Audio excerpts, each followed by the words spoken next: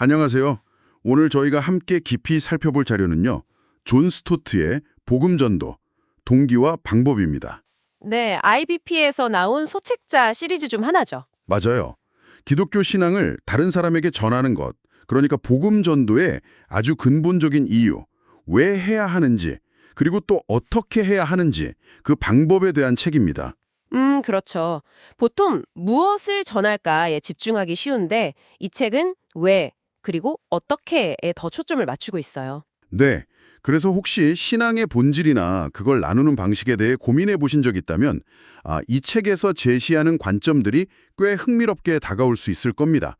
자, 그럼 한번 시작해 볼까요? 좋습니다. 이 책에서 저자는요, 복음 전도를 위해서는 아주 강력한 동기가 필요하다고 강조합니다. 그냥 해야 하니까 한다. 이게 아니고요. 네, 그런 의무감을 넘어서는 우리를 진짜 움직이는 어떤 내적인 힘, 그런 게 있어야 한다는 거죠. 저자가 여기서 세 가지 핵심 동기를 제시하는데요. 세 가지. 첫 번째 동기는 뭔가요? 첫 번째는 아주 명확합니다. 바로 그리스도의 명령에 순종하는 거예요. 명령. 마태복음 마지막 장 같은 데 나오는 그거죠. 네, 맞아요. 마태복음 28장 19절이나 누가복음, 요한복음 여러 곳에 나오죠. 모든 족속에게 복음을 전하라는 그 명령이요.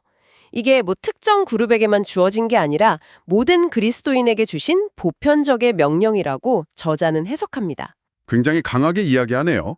이걸 행하지 않는 건 불순종이고 위선일 수 있다고요? 네, 상당히 단호하죠.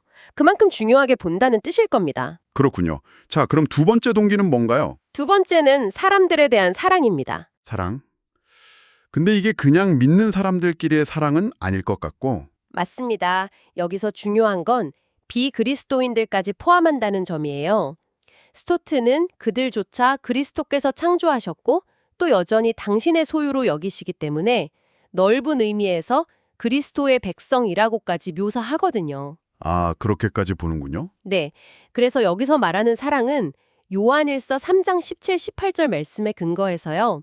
사람들의 필요, 특히 영적인 필요를 그냥 보는 데서 그치는 게 아니라 그걸 보고 또 그 필요에 대해 깊이 느끼고 공감하고요. 더 나아가서 그 필요를 채우기 위해 희생적으로 행동하는 것까지 의미합니다. 보고 느끼고 행동하는 사랑. 예수님의 삶이나 선한 사마리아인 비유 같은 게 딱 떠오르네요. 정확해요. 그게 모델이죠. 그래서 복음이라는 해결책을 가지고 있으면서도 행동하지 않는 건 무정한 이기심이다. 이렇게까지 지적해요. 와, 이것도 상당히 날카로운데요. 그럼 세 번째 동기는 뭔가요? 질투라는 단어가 나오던데 이건 좀 강하게 들리네요. 네, 저도 그 단어가 좀 눈에 띄었는데요. 그리스도의 이름을 위한 질투 혹은 열심이라고 번역될 수도 있겠고요. 질투라니 어떤 의미죠? 이게 우리가 흔히 생각하는 인간적인 시기심이나 경쟁심 그런 걸 아니고요. 하나님의 영광과 이름이 마땅히 받아야 할 그 경배를 받지 못하는 상황에 대한 어떤 거룩한 분노 또는 열심에 가깝다. 이렇게 설명합니다. 하나님 편에 서서 느끼는 그런 감정이군요. 네. 출애굽기 34장 14절이나 이사야 42장 8절 같은 데서 하나님 자신을 질투하는 하나님이라고 표현하시잖아요. 그런 맥락인 거죠. 엘리야나 성전 정화하신 예수님, 바울 같은 인물들이 떠오르네요. 하나님의 명예가 실추되는 걸 안타까워하고 바로잡으려 했던 그런 마음이요. 맞습니다. 헨리 마틴이라는 선교사 일화도 소개하는데 사람들이 그리스도의 이름을 모욕하는 걸 듣고 영원히 칼로 난도질 당하는 듯했다고 표현했대요. 이런 식으로 그리스도의 이름이 존중받지 못하는 것에 대한 깊은 관심과 열정, 이게 아주 중요한 동기가 된다는 겁니다. 그렇군요.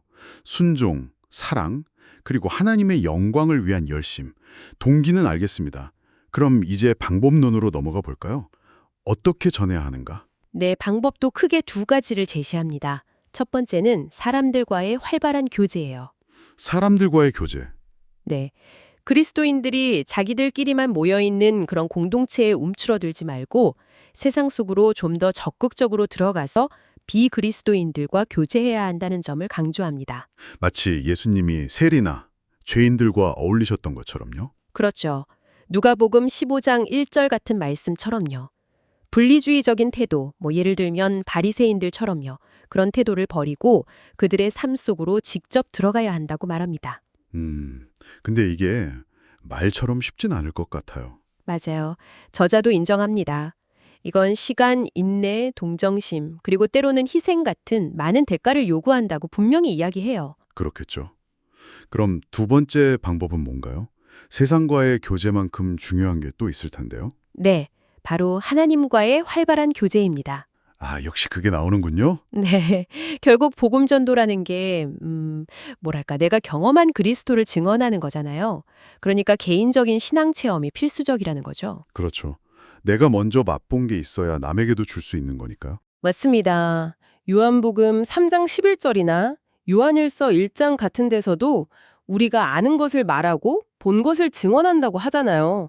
체험이 빈곤하면 증거할 내용도 빈약해지고 당연히 다른 사람들에게도 설득력 있게 다가가기 어렵죠. 그 책에서 인용된 비유가 인상 깊었어요. 한 거지가 다른 거지에게 빵이 어디 있는지 말해주는 것이라는. 아, 네. D.T. 나일스의 말이죠. 아주 적절한 비유 같아요. 내가 먼저 그 빵을 발견하고 먹어봐야 다른 거지에게 알려줄 수 있다는 거죠. 그래서 낮은 신앙 수준이야말로 오히려 복음 전파의 가장 큰 장애물이 될 수 있다고 스탠리 존스나 마틴 로이드 존스 같은 분들의 말도 인용하면서 강조합니다. 성령의 능력도 결국 하나님과의 깊은 교제 없이는 기대하기 어렵다는 말도 하고요. 네, 그렇습니다. 결국 이 두 가지 방법, 그러니까 세상 속으로 들어가는 것과 하나님 안에 깊이 거하는 것, 이 둘 사이의 균형이 핵심이겠네요. 저자는 이걸 긴장이라고 표현했던데요. 정확합니다. 이 긴장이라는 표현이 아주 중요해요. 왜냐하면 이 둘 중 하나만 강조해서는 안 되기 때문이죠. 한쪽으로 치우치기 쉽다는 걸까요? 네, 세상과의 교제에만 힘쓰고 하나님과의 교제가 부족하면 전할 메시지의 깊이가 없어지거나 왜곡될 수 있겠죠. 반대로 하나님과의 교제에만 몰두하고 세상과 담을 쌓고 지내면 메시지를 전할 사람 자체가 없어지는 거고요. 아, 그렇군요. 양쪽 다 필요하지만 그 사이에서 균형을 잡는 게 쉽지 않다. 맞아요. 그래서 그리스도인은 이 두 가지 거주지, 즉 하나님 안에 거하면서 동시에 세상 속으로 보냄받은 존재로서 살아가도록 부름받았다는 겁니다. 요한복음 7장 38절을 인용하면서 그 배에서 생수의 강이 흘러나오리라는 말씀처럼 우리 안에 생명, 하나님과의 교제가 세상으로 흘러가야 한다는 거죠. 이 두 영역 사이에서 살아가는 필연적인 긴장이 있다는 게 저자의 핵심적인 통찰입니다. 오늘 존 스토트의 복음 전도 동기와 방법을 통해서 신앙을 나눈다는 것의 깊은 이유와 또 실제적인 방법, 그리고 그 안에 내재된 어떤 본질적인 긴장까지 함께 살펴봤습니다.